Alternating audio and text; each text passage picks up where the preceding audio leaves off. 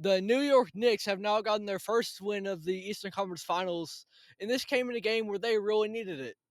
Much like Minnesota the night before, the Knicks came into this game down 2-0. And if a series ever gets to 3-0, you are not coming back. But the key difference between this and the Minnesota series so far was the fact that both these games between the Knicks and Pacers in the first two games had been really, really close.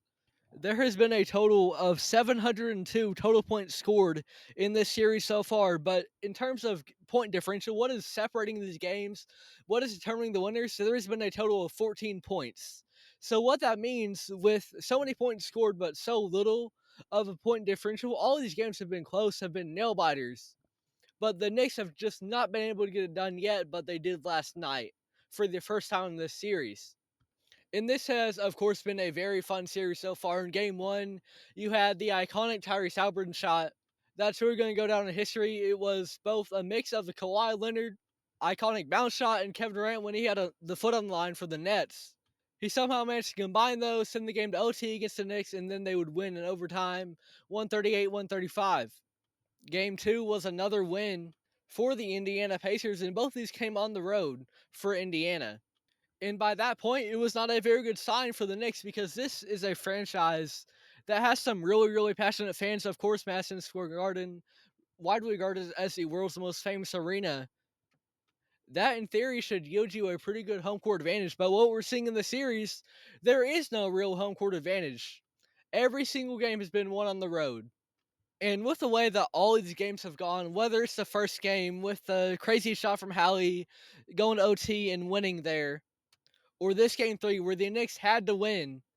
And it wasn't like the Minnesota game where the Timberwolves blew out the Thunder in a game that they needed to win. The Knicks, it was close. It was a nail biter. You didn't know if they were going to be able to pull it off, but they did. This series has really been must watch, and it's a part of a wider NBA playoff landscape that has been really, really impressive and fun this year. Because for all the criticism the NBA draws, especially around All Star Weekend and how it just doesn't seem to matter that much anymore, and the league as a whole, how it's gone soft, or the players don't care as much anymore. For all the criticisms that have been thrown the NBA's way, this postseason has been incredible, and this series is no different. Even if the Indiana Pacers took a 3-0 lead, which they did not last night, this series has still been really close. It would have reminded me of that LA Nuggets series a couple years ago, in which Denver swept the Lakers, but every single game was really close. Or for the most part, there were some mistakes that the Lakers had made that really costed them the game, and it could have easily gone in the other direction had they executed a little bit better. This, to me, was pretty similar. But now, of course, when you actually have the numbers to back it up that this is a close series and it's not a sweep, that just exemplifies it even further. As for this game itself, of course, a lot of credit is going to go, and deservedly so, to Karl-Anthony Towns. This is someone who, for years, has had question marks about him. Because for years now, Karl-Anthony Towns has widely been regarded as a good player, but never a great player, and especially come the postseason, a lot of people can be really down on him. And to an extent, a lot of that was justified because of his on the court play.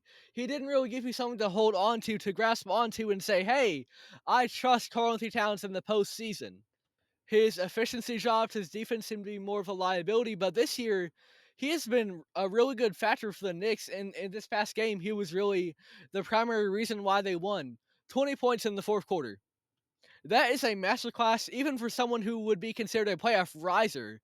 But for it to come from someone who so often is considered a playoff disappointment, that's even more impressive. An incredible game from Karl-Anthony Towns. He dominated the fourth quarter, and going into it, he knew the circumstances. He knew what was on the line for the Knicks this game. He knew that they needed to win, and he knew that he needed to be the one to allow them to win this game, and he led them to victory. What a game for Karl-Anthony Towns. I have loved the way that he's been hooping in New York. I am a Minnesota fan. I was, of course, very sad when we traded him. This was our franchise cornerstone for 9 years. And we got back Julius Randle, a move that at the time I was not necessarily excited for. But what we're seeing from both these guys is I think they could have very much used a change of scenery. It's really working out for them. Julius Randle has had, by far, I think, his best postseason run ever. He's really bought into everything the Timberwolves are doing, and Cat is no different. He's looking really good alongside the Knicks. And especially when they didn't have Mitchell Robinson when he was dealing with some injuries early in the year, they really needed a big man. And guess who filled that void? More than filled that void was Karl-Anthony Towns. And so, for someone who can so often be considered a playoff disappointment, I think all the credit in the world deserves to go right now to Karl-Anthony Towns, because so often when we look at the NBA, we can be so critical, especially in regards to certain players and the manner in which they may fall short at times. Look at Ben Simmons. This is someone who, for years, was considered to be a very good player for the 76ers, especially on the defensive end. And his offensive contributions, of course, as a primary ball handler for the team, you could make the point that his 3 point shooting really hurt the team, or his lack of 3 point shooting really hurt the team. But for the most part, for a long time, by most fans, Ben Simmons was considered to be a very good key piece for the 76ers. Then, of course, he would have that infamous playoff moment where he would pass up a wide open play at the rim, as well as multiple playoff disappearances. And with that one series, all of a sudden, the perception of Ben Simmons had entirely switched. And now this was someone who people did not trust whatsoever.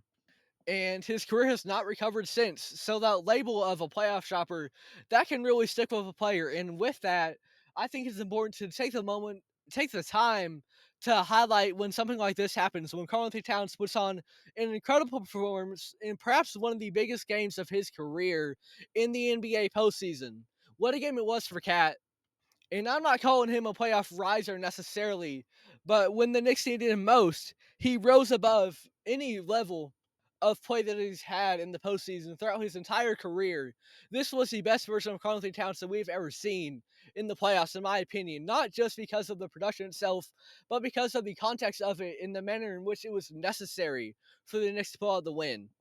And one other person that really deserves their flowers here is Tom Thibodeau. This is someone who has been known, of course, for making his players play incredibly hard. But I love the coaching that I saw from Tom Thibodeau in this game, because the NBA playoffs, they are all about adjustments and doing all that you can to be able to understand the opposing team's game plan and figure out how to attack that and to best beat them, because it's a 7 game series. You can't just get lucky like in the NFL postseason, win one game in advance. You've got to do it 4 times. And this was a coaching masterclass, in my opinion, from Tom Thibodeau. As someone known for playing his guys well above 40 minutes sometimes, especially in moments like this, none of the Knicks starters played over 40 minutes this past game.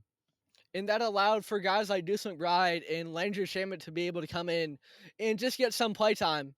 And sometimes that can make all the difference in the world to just get a little bit more rest. Because yes, in an ideal world, your starters are, of course, your best players on the team. Why don't you just play 40 minutes a game? But there always needs to be moments for rest, and that allows a player to really get back with their conditioning. Just sit on the bench for a couple of minutes, and when they come back, they're going to be re-energized. They're going to be ready to play. And that's what Tom Thibodeau really did well in this game, especially with Jalen Brunson, the star of the team. And so, of course, when the team is centered around you, especially when you got a coach like Tom Thibodeau, there's going to be an urge to have you out there as much as possible. But Tom Thibodeau understood the moment and recognized that if the Knicks were going to win this game, that was not necessarily the best course of action. New York's bench has not really been trusted this whole playoffs, but they really saved the season tonight. Jalen Brunson, he was struggling offensively, and because of his foul trouble, he was kind of getting hunted on defense. But come that fourth quarter, when you sat him, it allowed the Knicks to put the ball in Cat's hands, and he was cooking, of course. Instead, though, he kept Jalen Brunson on the bench until the final 2 minutes and brought him back in to ice the game. He understood that Cat was having an incredible performance. He allowed the offense to run through Cat, and the Knicks rotation really saved the season, not just the star players. He let JB sit, and then he went on to ice the game. And it was a risky decision, is what I really appreciate from Tom Thibodeau, because often coaches can kind of make decisions based off what is the least possible risk because it's a job at the end of the day, but it's a risky decision. No one would have blamed you for putting Brunson out there, of course, your team's best player, even if he is dealing with some foul trouble. But Tom Thibodeau trusted in his guys, he trusted in his rotation, he trusted in Karl-Anthony Towns, and also allowed Jalen Brunson, when he came back in, to be able to seal this game. It was a masterclass from Tom Thibodeau, and a masterclass from the Knicks. Everyone is performing, everyone is executing, and they got their first win of the series. All of these games have been close, but if we've seen anything from Lakers-Nuggets series in past years, it's that no matter how close the series is, the only thing that you can really hold on to is that you've still got to win. At the end of the day, nobody's going to remember the manner in which you lost. They're going to remember that you lost. And the Knicks, they don't want to go down that path.